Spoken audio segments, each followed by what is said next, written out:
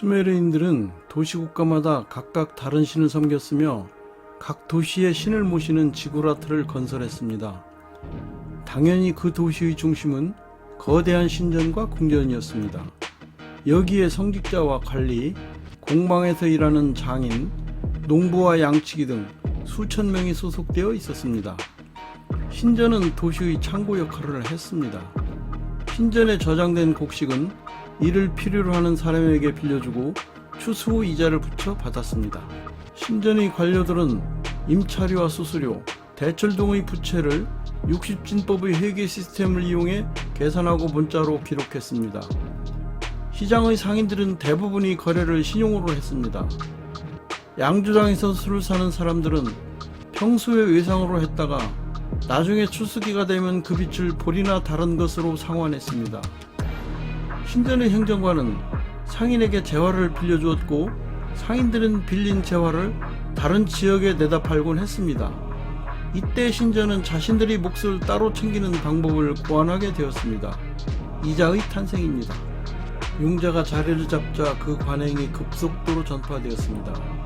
오래지 않아 고리대금이라는 소비자 융자까지 등장하게 되었습니다.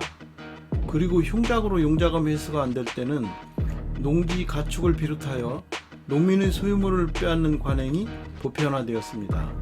심지어는 자식과 아내를 포함한 가족들까지도 예외가 없었습니다. 담보물 행사로 잡혀온 여자가 낳은 아이까지 노예가 되었습니다. 채권을 영어로 본드라고 하는데 꽁꽁 묶는다는 뜻의 동사 바인드에서 파생한 단어입니다. 빚을 지면 내 가족이 노예가 되어서 밧줄에 묶인다는 의미에서 채무계약이 본드계약이라 표현된 것입니다. 메소포타미아의 점토판을 보면 빌린 물품을 갚으라는 거래 기록이 나옵니다. 점토판 영수증은 왕궁이나 사원에서 곡물과 여타 상품을 보관하는 사람 앞으로 발행되었습니다.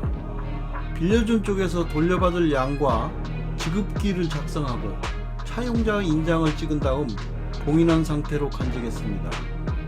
그리고 소액문자로 된 점토판에 이 신용기록을 남겼고 채무자가 상환일이 되어 빚을 갚으면 이 서판을 깨뜨렸습니다. 빚은 양도가 가능해서 서판의 최종 소지자에게 지급해야 했습니다. 차입자는 이자도 지급해야 했습니다. 빚을 진 농민들은 빚을 갚지 못하면 노예로 전락할 것이 두려워 땅과 집을 버리고 사막 언저리를 떠돌던 유목민 집단에 합류했습니다. 땅은 버려져 황폐해졌고 농민들이 불만은 하늘을 찔렀습니다. 채무자 집단이 사회 이협 세력으로 등장하자 사회 붕괴의 위험에 직면한 바빌론의 통치자들은 이들을 달래기 위해 매년 봄에 서판을 깨트리는 의식을 행하였습니다. 서판, 즉 채무증서를 깨트리면 빚이 탕감되어 부채 기록이 지워지기 때문에 담보로 잡혀있던 사람들이 풀려나 가족들의 품으로 돌아올 수 있었습니다. 수메르에서는 이런 조치를 자유선언이라 불렀습니다. 인류 역사에 나타난 최초의 부채 탕감 기록입니다. 메소포타미아를 통일한 바빌로니아의 함무라비 왕은 넓은 영토를 다스리기 위해 왕을 대신하는 관리를 파견했습니다.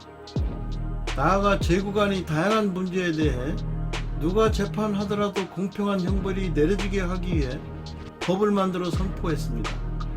법에 의한 지배를 기초로 하는 눈에는 눈, 이에는 이라는 함무라비 법전은 이렇게 만들어졌습니다. 큰 돌에 서령문자로 새겨진 함무라비 법전에는 은과 곡물 등 모든 유형의 대출에 대한 법정 최고 이자율을 정해놓았습니다. 금리의 역사는 바로 신용의 역사가 되었습니다. 바빌로니아의 함무라비 법전은 강자보다는 약자를 보호하기 위한 법이었습니다. 다시 말하면 폭력이 지배하는 금속화폐 시대와는 달리 신용화폐 시대는 농민 봉기 같은 사회적 혼란을 막기 위해 채무자를 보호하는 제도가 있었던 것입니다. 메소포타미아 지방의 부채 탕감과 중세 기독교와 이슬람의 이자 금지는 채무자를 보호하는 대표적 제도였습니다. 모든 거래의 밑바탕에는 차입자가 되갚는다는 믿음이 깔려 있었습니다. 영어에서 신뢰, 크레딧의 어원이 라틴어, 신뢰를 보이다, 크레도인 것은 결코 우연이 아닙니다. 화폐와 신용이 발달하면서 과도한 신용 행위에 대한 견제도 함께 드러났습니다.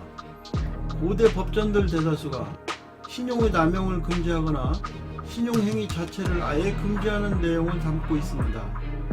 이스라엘은 이자를 받고 돈을 빌려주는 행위를 허용하지 않았고 기원전 450년경의 이란은 이자를 받는 것을 불명예스럽게 생각했습니다.